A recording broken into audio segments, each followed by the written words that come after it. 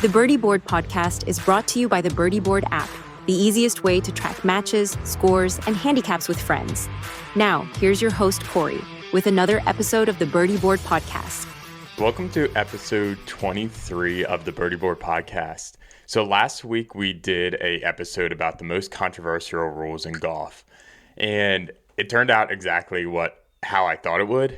I make these podcasts into a lot of short videos, as probably some of you know, and the controversial topics definitely caused a lot of engagement, I'll say, among the short videos that were created from it. It's interesting because part of me wanted that engagement because I want Birdie Board to be known. I want the brand to be known. So I saw a pretty significant uptick in the Birdie Board videos last week. But there is a little bit of a interesting psychology side of it, is like, why do controversial topics cause so much engagement? I think a lot of us probably know the answer to that. I'm not going to dive deeper into it on this episode, but I just thought that was interesting. Something to share is like the controversial topics turned out exactly like I thought they would. Usually my videos get, I don't know, maybe somewhere between 200 and 800 views per video, depending on the platform. And I think every day on at least one of the platforms, I had a video that got over 1,000 or over 2,000 or 3,000 views. I had a couple videos get up to 5,000. And just seeing that level of engagement was really interesting. And I think it's probably also the algorithms. It's interesting that the algorithms are promoting those types of videos even more. Maybe it speaks a little bit into our culture and what the culture values. But anyways, that's interesting. But on to this episode.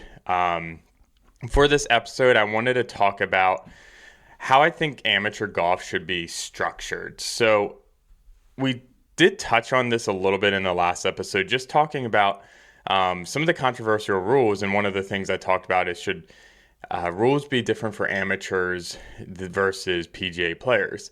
And I think the answer I settled on was no. If you listen back, I actually thought yes at first, but then I started talking about it. And I kind of convinced myself that it shouldn't be.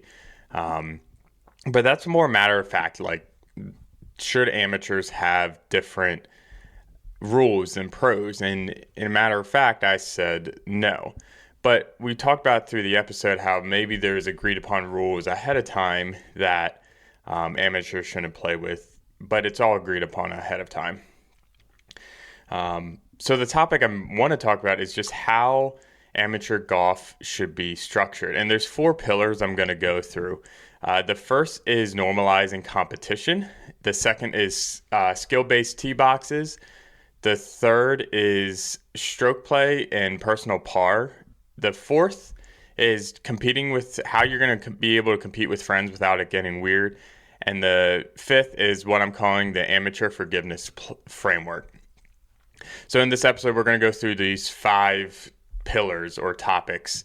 So the first thing I was really thinking about is normalizing competition. And what came to mind is that every other sport, even when played casually, there's still competition involved. I've never played a game of pickup basketball where they're like, oh, just keep score of how many, or I've never played a game of pickup basketball where they're like, just count how many baskets you make yourself. Or a game of pickup soccer and they're like, oh, just count how many goals you make yourself.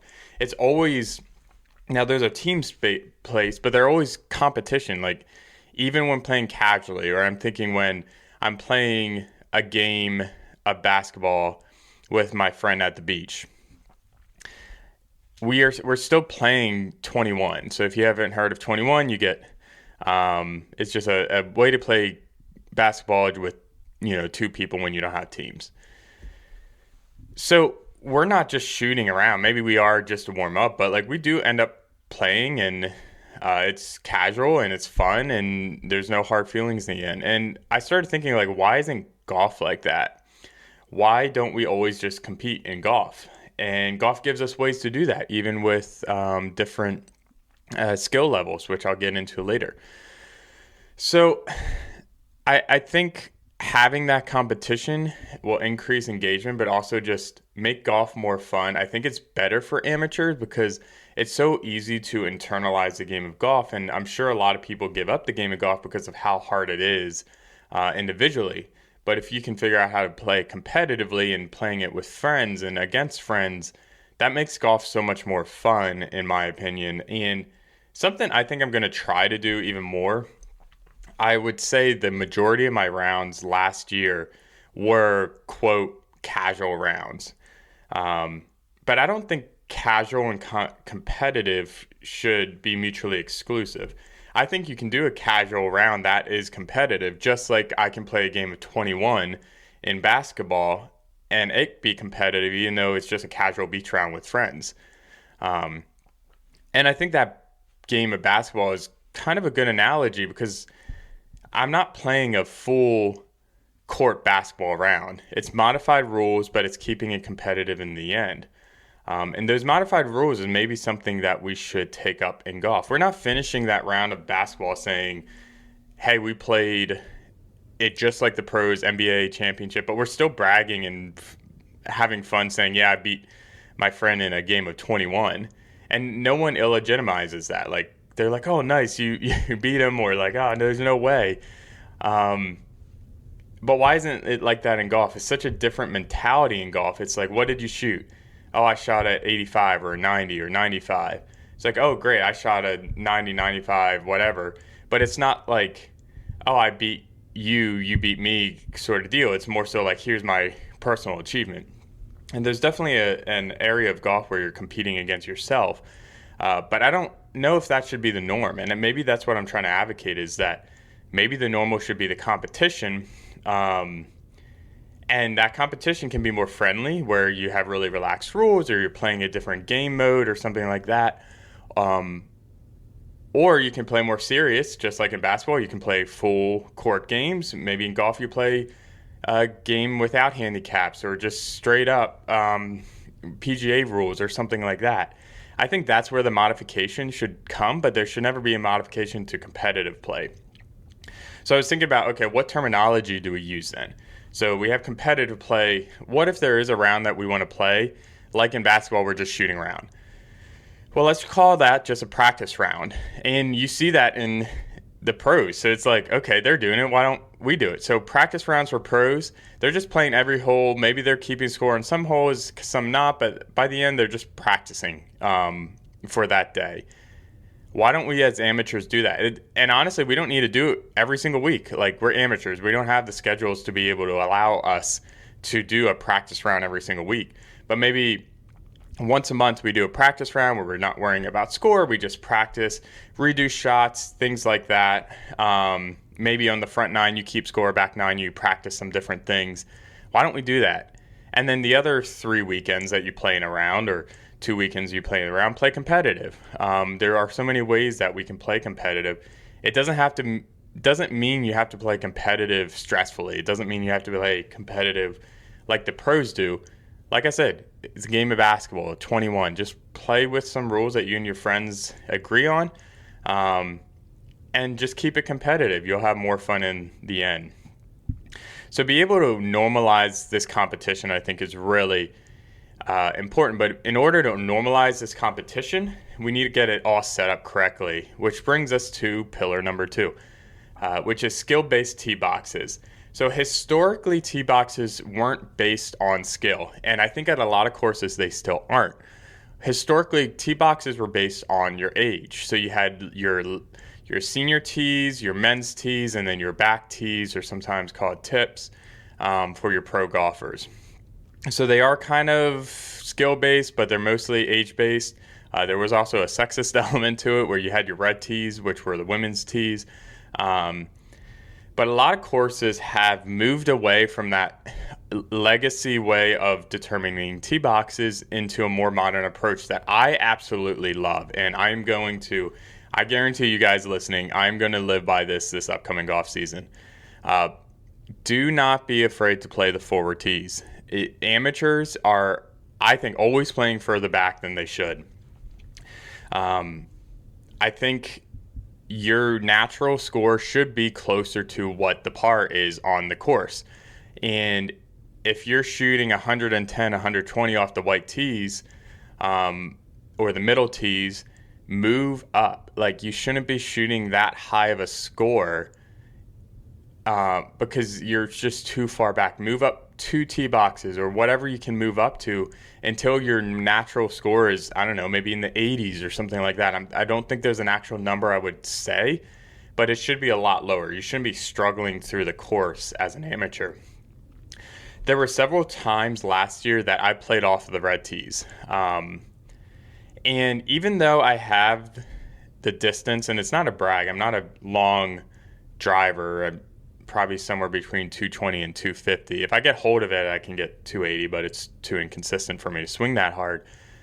But if you're thinking, okay, I drive 220, 230 on a nice smooth drive, and let's say most par 4s around 400, well, now I have a 170-yard shot in for my par 4s off the middle tees. That's not actually a normal approach shot for a par 4. A normal approach shot should probably be somewhere between maybe 70 yards to 130 yards, 140 yards. So if you can't get to that range off the tee box, you need to move up to a shorter tee box. And I did that a few times last season, and it was so much fun because I felt like I was playing the course more strategically rather than struggling through it and just hoping I can get into a manageable range. Now, if you play the right tee box, you will have a couple par 4s that are 450 and you're going to have a longer approach shot, but you're also going to have a couple par 4s that are 370 and you're like, okay, I can get my drive to 50, 60 yards from the green and have a reasonable touchy chip shot or full 60 or something like that into the green. It gives you a lot more opportunities to shoot a normal round according to the course's par. So the tee boxes should be based off of skill. It just should be. I'm a firm believer of that. I'm going to play up more next season, especially in the beginning of the season as I'm trying to get my footing again. I'm not going to play off the back tees. I never hardly play off the back tees, to be honest, but I'm not playing off the middle. I'm going to play off the front. I'm not going to care what other people think. If they think that I'm playing off ladies' tees, so be it. That's sexist. That's not what it is anymore. It should be you're playing off a skill level. So now that we have kind of an idea here of, okay, we're going to play competitive. It starts with starting on the right tee. Now it's talking about handicaps. And this is going to be a little bit of a longer segment because I want to talk about the details of how handicaps work, at least at a high level. I've had other episodes where I dig deeper into it, but I want to set the foundation for it again for this conversation. So we're on the right tee box. We've decided we want to play competitive play, but just the moving of the tee box isn't going to be enough if you're playing against a scratch golfer, for example, and you're an amateur bogey plus golfer, maybe 25, 30 handicap. Moving in the tee box isn't going to close that skill gap enough, and that's where handicaps come in. So a handicap is a calculation. It's not your average. It's the best. I think it's the best 7. I'm going to Google it real quick. See how. So it's the best 8. It's the best 8 scores from your last 20 rounds, and it's multiplied by 0.96. It's not the most straightforward explanation, but it does show that it's not simply just your average score. And so you play 20 rounds of golf. It might sound like a lot, but there's quicker ways to calculate your handicap, or at least give you an estimate of your handicap before you get to a real one. But it's your best 8 rounds of golf averaged multiplied by 0.96. So it is supposed to show your potential in golf. It's like, here's your top 40% scores. This is what you could really perform on a good day. So roughly, it does say, almost 1 out of every 2 rounds is going to be closer to your handicap score than not. So that's what handicaps are. Now, there's a further step because handicaps are more of a broad number to describe your skill. Well, we as golfers don't play on the same conditions every single week like they do on a baseball diamond or a basketball court that don't change their static fields. Well, I guess a baseball diamond can have different lengths, but football field and basketball are better examples. They don't change their static every single time they play. But golf is different, and we have two numbers in golf that try to capture this difference. It's a course rating and a slope rating. A course rating is what a scratch golfer would typically shoot. So if the par on the course is 72 and the course rating is, let's say, 75, that's going to be really, really difficult course for a scratch golfer because it's 3 strokes above. So it's saying the average scratch golfer actually shoots above par. Conversely, the course could have a 69 course rating, which means the average scratch golfer actually shoots below par on this. Now, the slope rating is a different number, and it's not based off of a score. It's based off of a broader calculation. But it gives a number that's supposed to be indicative of how hard is it for a bogey golfer.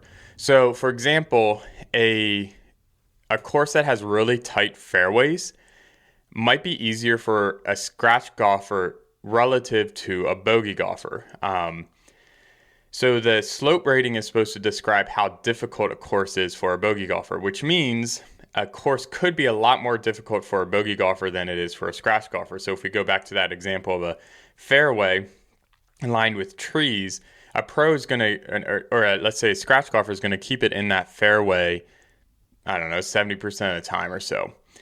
And if they're in the trees, that's going to be a tough chip out shot. But now if a bogey golfer is in the fairway, let's say 30-40%, that means 60-70% of the time they're shooting out of trees. That's going to be a lot more detrimental to the bogey golfer score than what it would be the scratch golfer score. So that's what that slope rating is supposed to do, is calculate the difference. And how does all this tie back into handicaps? Well, the formula takes your handicap into account. So it's a long formula. It multiplies some of the course rating by slope rating by handicap, and what you get in the end is how many strokes you receive on that course. So let's say your handicap is an 18, so you're a bogey golfer, and the course rating and slope rating are accounted for. Maybe it's a little bit of a harder course. By the end, instead of 18 strokes, you get 20 strokes. What that means is you get a stroke on 18 of the holes, plus you get a stroke on the 2 hardest holes. So you might have seen on scorecards before, there's a handicap number, handicap index sometimes it's called, on each hole, 1 through 18. And what it is the course is saying, number 1 is the hardest hole, number 18 is the easiest hole. So if you get 18 strokes, or if you get 20 strokes, you get a stroke on every hole, and then you get 2 strokes spread out across the hardest holes. So with a 20, you get 2 extra strokes. You get 1 on the hardest hole and 1 on the second hardest hole.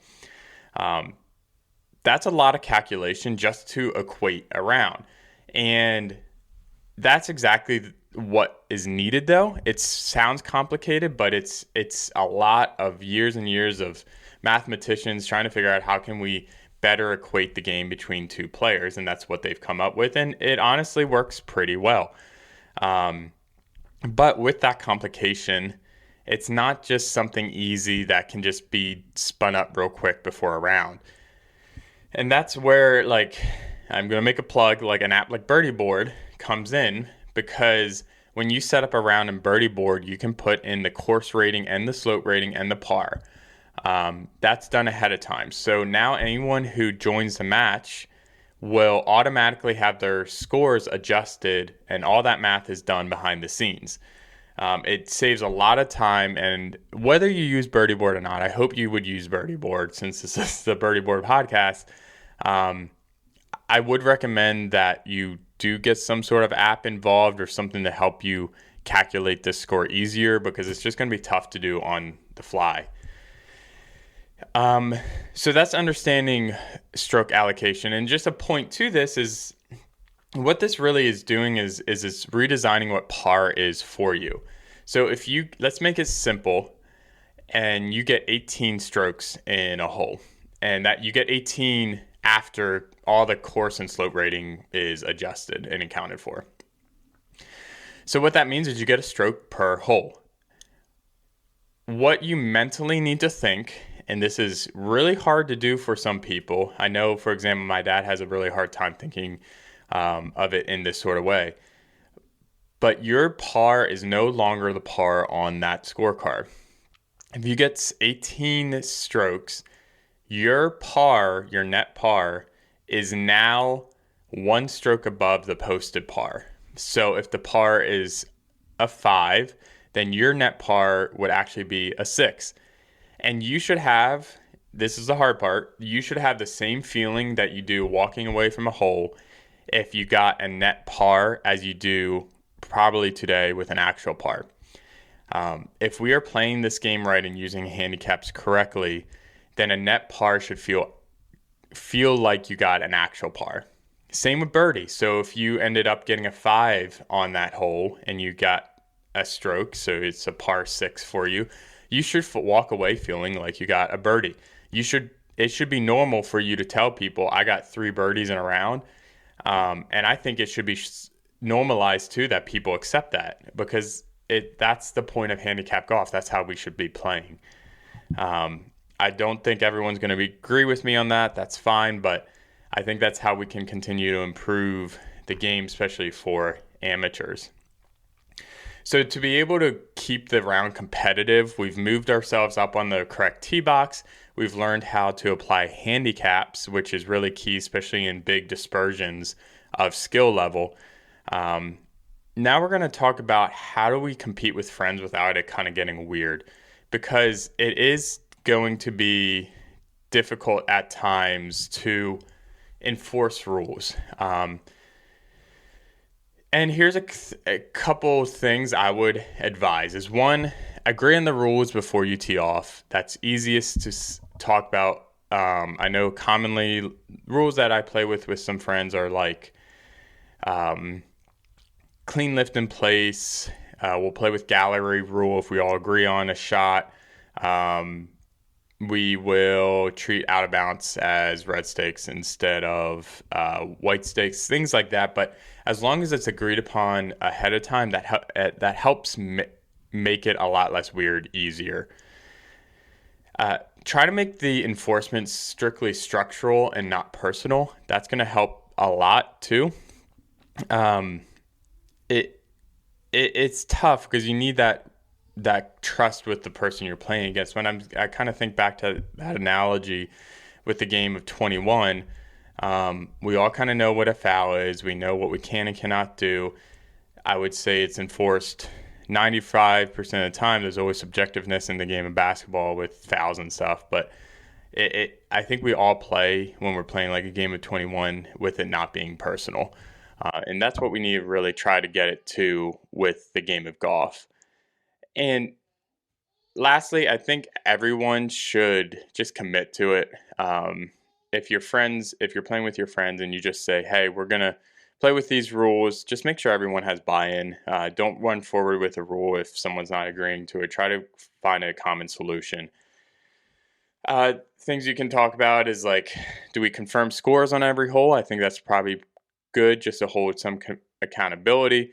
With Birdie Board, you can just look in the app to see what people got on the last hole. But if you're playing without Birdie Board, just confirming scores at the end of every hole is probably a good thing to do. Define what sort of gimmies you're going to get in a round, if any. I think nowadays I hardly play with any gimmies or mulligans. But sometimes we'll say, okay, you get a breakfast ball. That's actually probably something I've done maybe once a month in the last season, because sometimes you get to a course and it doesn't have a warm-up area, or it only has a place you can hit into a net, or you only arrange with irons or something like that. So having 2 off the first tee box is usually helpful if you all agree to it. Clarifying out of bounds rules, winter rules, fall rules, and then max score, it should be clarified too. Especially with pace of play, I tend to do like double par. Decide with your friends. Should you do double net par? Should you do double par? Should you do no pickup? When I do my yearly golf tournament, we do no pickup. You're playing until the ball goes in the cup. But it's all agreed upon ahead of time, and I think that's the biggest thing you guys can do is just agree upon the rules ahead of time to make sure that you all agree. And it doesn't have to be the same standards too. So if you're playing with a really, really amateur golfer who you just know is going to lose shots on just about every hole, maybe you're like, okay, we're competing and I'll let you have one mulligan a hole wherever you want to do it, but nothing more. So you have to decide like where you want to use it. And that's fine. That's how you can make it competitive between you and a friend. But I think we go back to all the way to that first pillar is I think it should be competitive between everyone. Then the last pillar I have is the amateur forgiveness framework. So this is kind of going off of the last ones. It's just framing that you're not cheating if you agree to these rules ahead of time. And there are different things you can do, like I talked about, which is changing the max score. That's something you might want to do for amateur play is like, should you have max double par, net par, whatever you want to do. How should you treat out of bounds? Out of bounds stakes, as we talked about last week, can be really hard for an amateur golfer. So you might want to treat them as red stakes instead of true stroke and distance penalties. Should you do clean lift in place? If you're in the fairway in a divot, should you be able to get relief from that? As an amateur, I think you should. Pro golf courses, they have people tending the fairways between holes and making sure there aren't divots, and they're really good at replacing divots and putting sand and stuff. We don't get that luxury on public courses, and even country clubs sometimes you're not going to get that. Gallery rule. So this is an interesting one. The gallery rule, if you haven't heard about it, is in the PGA, golf balls are more rarely lost, not just because of their skill level, but because they have hundreds of eyes looking for the golf balls. They actually have spotters on the holes to help them find it. So if you hit your golf ball and everyone sees it's just up the right-hand side in the rough and you're walking around and you just can't find it, you all can agree to a gallery rule, basically saying, hey, if we had a gallery, we would be able to find this ball. Just drop it where you think it is and then play your next shot as if you found it. I like the rule personally. I have friends who also like the rule. We tend to play with it if we all agree on it. I've never had a case where there's been arguments around it. I definitely see how it could lead to arguments if people disagree whether it's a gallery rule or not, but it's a good rule, I think, for amateurs to play with sometimes if it's agreed upon beforehand. And then another rule you could talk about, these are just ideas. There's so many more rules you could discuss, but embedded ball rules. So if there's an embedded ball anywhere on the course, even in areas that don't typically give free relief, then you could go ahead and get that free relief and just prop it up. It's kind of like a lift clean in place type of rule, but talking about these rules ahead of times will make it a lot easier during your competition. So yeah, that's this episode of the Birdie Board podcast. I really like the idea of making golf more competitive and trying to not make the competitive golf and relaxed golf two mutually exclusive things. I do think it's possible to be competitive in golf and still play a relaxed, friendly round. It shouldn't be two separate things. So I'm going to try to do it more this season with my friends, and I golf a lot with my dad, and just try to make that the more normal. I'll let you guys know how it's going as we're going through the season. There's still snow outside where I'm at right now, so we still probably have a couple more weeks, 3 or 4 more weeks if that, before I actually get out and play. But I think this should be a really good thing. I'm excited about it. So I think that's it for the main topic. Birdie Board, I've put out a couple more updates recently. You can now remove players from matches. So previously, if someone joined and let's say they didn't end up joining the round or they couldn't make it, you can actually remove that player from the match as long as the match hasn't been started yet. So I'd as of right now, I advise you that if you've created a match in Birdie Board and you have everyone in it, don't actually start the match until you get to the course, just in case you have a buddy who can't show up, because then you could go in there, remove it, and not have to reset up the whole match. So I did that. Another thing is at the end of a match, there are little medal emojis I put next to the leaderboards for individual stroke play. I didn't count for ties, so I noticed in one of my test matches I did that if there was like a tie for third place, only the first person listed would get that little bronze medal emoji. I fixed that, so now any ties will get both medal emojis. So just a little fun thing I did there. If you haven't downloaded it yet, you can go to the App Store, download it for free.